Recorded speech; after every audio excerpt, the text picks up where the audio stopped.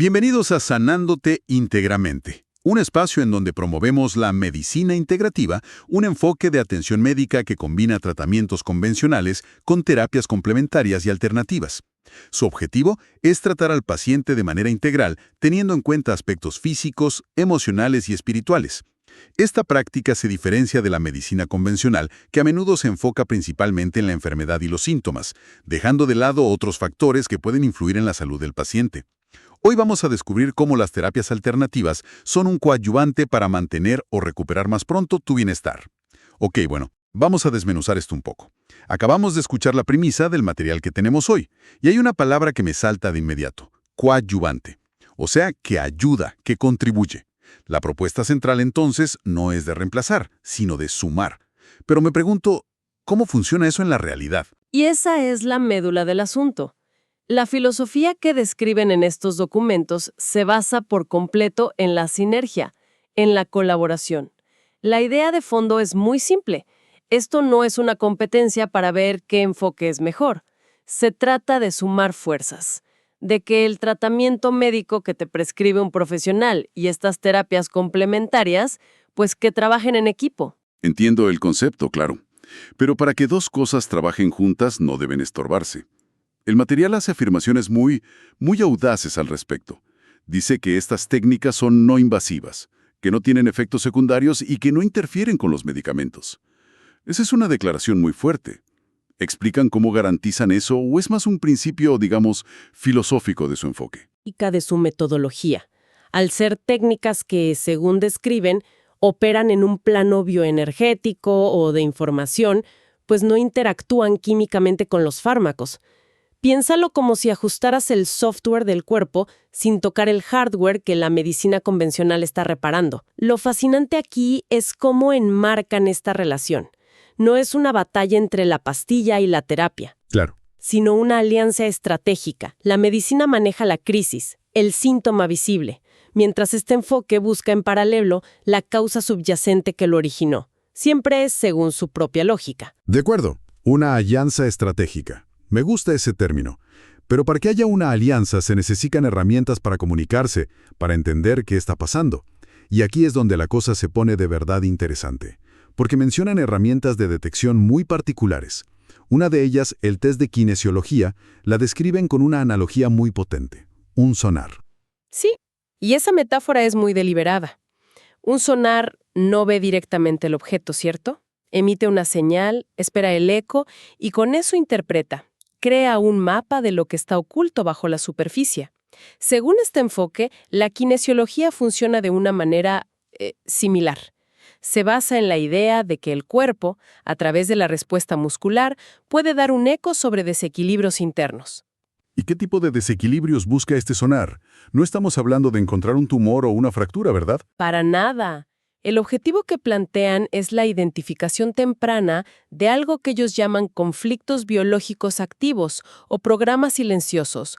La idea es que mucho antes de que un síntoma físico se vuelva agudo, el dolor, la inflamación, ya existe un conflicto a nivel emocional o psicológico, y ese conflicto, dicen, ha puesto en marcha un programa biológico específico.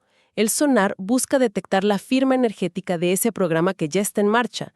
Es un enfoque de detección precoz, pero desde su particular paradigma. Ok, entonces usan este test de kinesiología. Pero no es la única herramienta. Mencionan algo llamado el mapa de la NMG. Suena muy técnico. Para alguien que nunca oyó de esto, ¿qué es exactamente? Aquí entramos en el fundamento teórico de todo este sistema que describen. NMG son las siglas de Nueva Medicina Germánica. Y es importante señalar que esta es una teoría que ha generado mucho debate y no es aceptada por la comunidad científica convencional. Sin tomar partido, es crucial entender lo que el material propone. La NMG, desarrollada por Reike Giert-Hammer, postula que cada enfermedad es un programa biológico consentido que se inicia por un shock conflictual muy específico. Un momento, programa biológico consentido. ¿Qué significa eso? Significa que desde esta perspectiva, la enfermedad no es un error o un fallo del cuerpo. Es una respuesta de adaptación, una respuesta intencionada. El mapa del que hablan no es un mapa físico, sino un sistema de correspondencias, Según la NMG, este mapa conecta un tipo de conflicto emocional muy concreto, por ejemplo, un conflicto de pérdida de territorio, con un órgano específico, como los bronquios, y con un cambio observable en una tomografía cerebral. Para los que proponen este enfoque, este mapa es la guía de precisión que les permite interpretar los hallazgos del sonar de la kinesiología. Entiendo. Entonces, la kinesiología es el detector y el mapa de la NGM es como el manual de interpretación. Todo esto nos lleva a un componente que me parece el más radical de su propuesta, el aspecto psicológico. Hacen una afirmación increíblemente fuerte, que al comprender en qué fase estás, activa o de reparación, y su sentido biológico, el pánico desaparece. Eso suena muy potente, pero ¿puede una simple explicación intelectual calmar el miedo visceral a un pronóstico médico adverso? Esa es la promesa central, y es, como dices, muy potente. La premisa es que el conocimiento empodera, y que el peor enemigo en un proceso de salud es el miedo, la incertidumbre. Según el documento, cuando a una persona se le explica que sus síntomas no son un ataque caótico, sino parte de un proceso lógico y con propósito. Por ejemplo, que la inflamación y la fiebre no son la enfermedad, sino la fase de reparación activa del cuerpo, la percepción cambia radicalmente.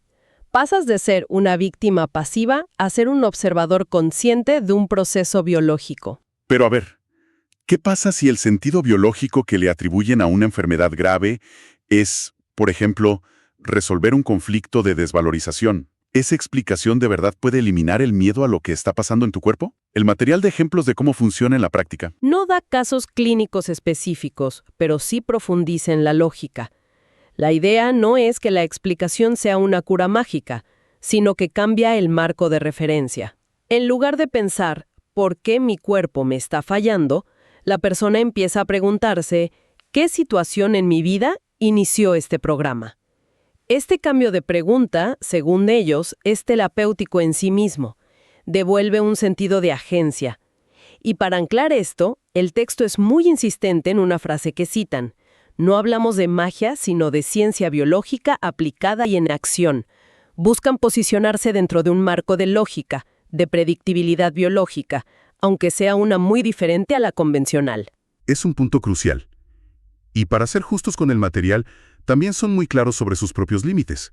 Incluyen un descargo de responsabilidad, ¿cierto? Absolutamente. Y es un punto que no se puede pasar por alto. El texto es explícito. Señala que esta consultoría es un acompañamiento para el bienestar emocional y la autoconciencia, basado en las 5 leyes biológicas y la kinesiología, y subrayan de manera muy clara que no sustituye ni el diagnóstico ni el tratamiento médico.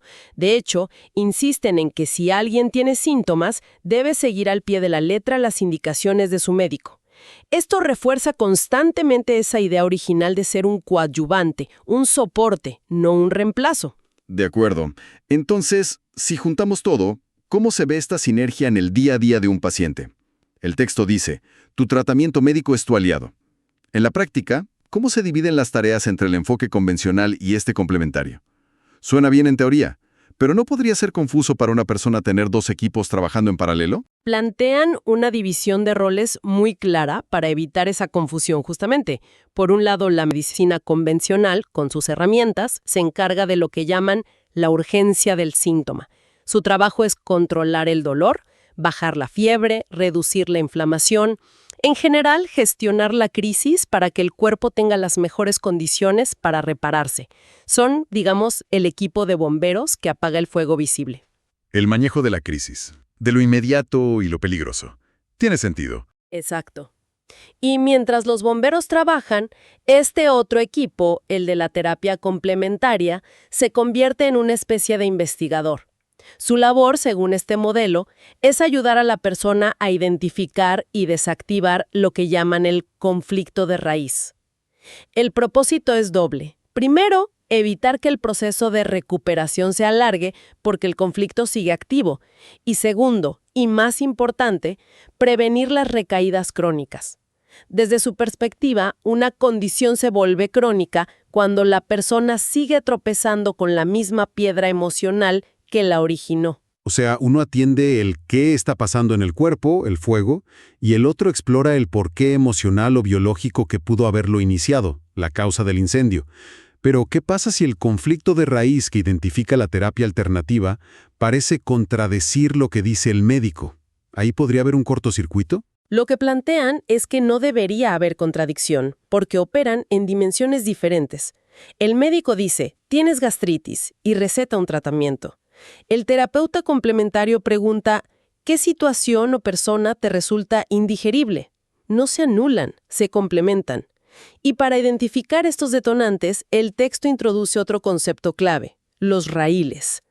Un raíl es cualquier estímulo, un olor, un sonido, una persona, un lugar, que estuvo presente durante el shock original y que, al reaparecer, puede reactivar el programa. La idea es que tomar conciencia de tus propios raíles es la otra gran aliada en el proceso, junto al tratamiento médico. La autoconciencia se convierte en una herramienta terapéutica activa. Ok, esto es interesante. Están proponiendo que la autoconciencia, el simple hecho de identificar tus raíles o detonantes, es una herramienta terapéutica, tan válida como el tratamiento médico.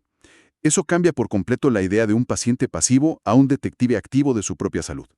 Esa es exactamente la transformación que proponen. Pasar de ser un objeto de tratamiento a ser el sujeto de tu propia sanación. Entonces, si tuviéramos que destilar el mensaje final de todo este material, el gran titular, ¿cuál sería? Porque después de analizar las herramientas, la filosofía y la práctica, todo parece apuntar en una única dirección. Sin duda, el mensaje es inequívoco y lo resumen en una frase que es la tesis de todo el documento. Es la conclusión a la que quieren que llegue la persona que lee. Y creo que vale la pena citarla directamente porque no deja lugar a dudas. Dice, no tienes que elegir uno u otro. Integrar ambos enfoques es la clave para una recuperación efectiva, más profunda y duradera. Es un llamado a la integración total, a no ver la salud como un campo de batalla ideológico. Confirmo que esa es la conclusión central, pero no se detienen ahí, van un paso más allá. Conectan esta integración con una idea más profunda sobre lo que significa estar sano. No es solo la ausencia de enfermedad. Proponen que la salud no es solo curarse, sino cambiar también tu percepción. ¿Cambiar tu percepción? Eso lo abarca todo. Conecta la recuperación física, que es el objetivo inmediato, con una transformación interna. Sanar desde este punto de vista no es solo que el cuerpo se repare, es también aprender algo en el proceso. Es evolucionar en cómo te entiendes a ti mismo y cómo te relacionas con tu cuerpo. Exactamente. La sanación se convierte en un acto de aprendizaje. El objetivo final que proponen no es solo volver al estado anterior a la enfermedad, sino emerger del proceso con un mayor nivel de conciencia y una nueva perspectiva sobre la vida. Es un enfoque que, más allá de sus herramientas y teorías específicas, pues busca un resultado holístico. El material que analizamos hoy sugiere que la conciencia y la percepción son herramientas activas en la sanación. Más allá de cualquier terapia específica, esto nos invita a preguntarnos, ¿qué papel juega nuestra propia narrativa sobre la enfermedad en el camino hacia el bienestar? Gracias por acompañarnos. La conversación de hoy nos invita a reflexionar sobre las múltiples facetas de la salud. Los animamos a explorar qué significa para cada quien un cuidado integral y a tomar un rol activo en su propio bienestar. Hasta la próxima.